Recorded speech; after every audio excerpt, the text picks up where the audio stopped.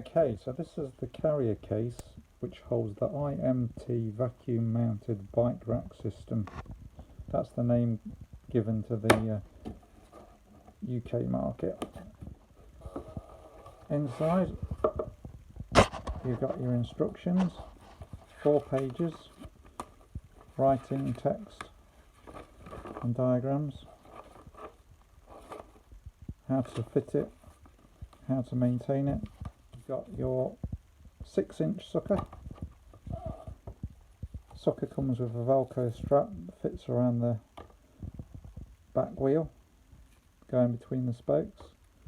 Each sucker contains a cover to protect it from damage. You've got a accessories bag. This contains spare parts. Come to that in a minute. You've got a roll of Velcro for attaching the crank to the frame on your bike to stop the pedals from whacking into the roof of your car and scratching the paintwork. And then you've got your 8-inch suction pad, again with a cover, and that's where your front forks go. This is for the standard or old-fashioned, one might say, front fork width for quick release.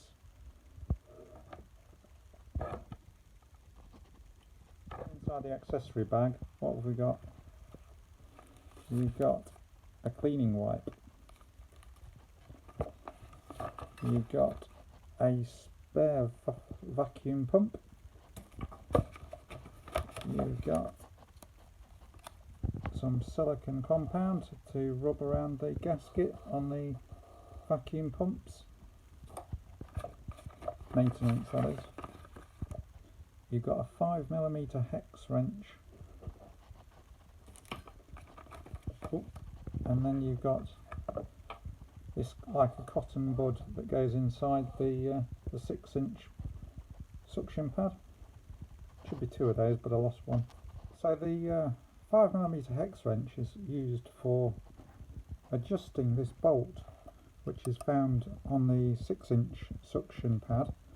And the idea is that when you've got different sizes of tyre, you undo that, which enables you to then rotate this unit here around.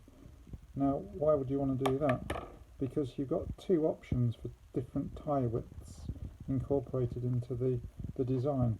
So here, a tyre fitting across like that, that's for a wider tyre like you get on a mountain bike, so it's a bit wider across there.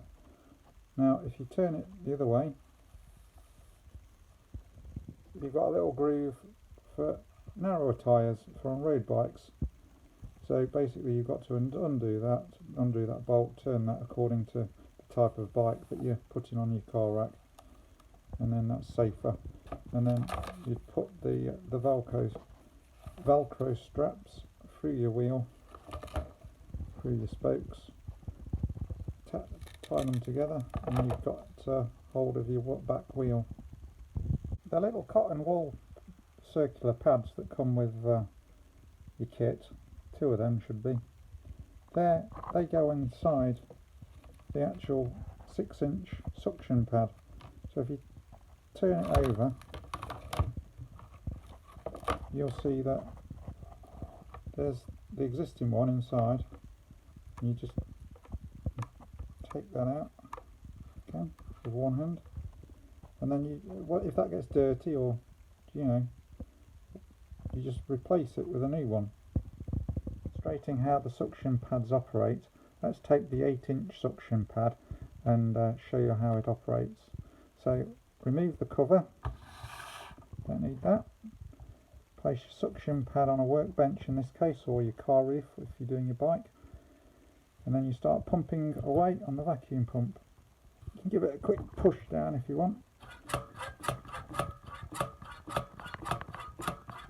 As I'm pumping away, the skirt of the actual pad itself starts to get pressed against the surface with the vacuum and opens out. that's about it. So what we've done now is made that absolutely solid onto the surface. The vacuum's really strong inside there. The skirt's right out, flared out.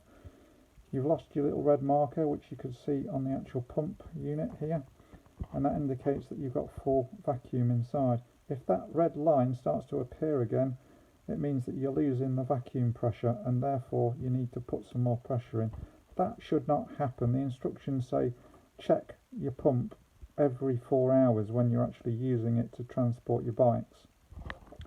So once you reach your destination, or you want to release your suction pad in this case off a workbench, you just go to the button, this spring-loaded button, and you press it that way, and that will release all the pressure. So if we watch,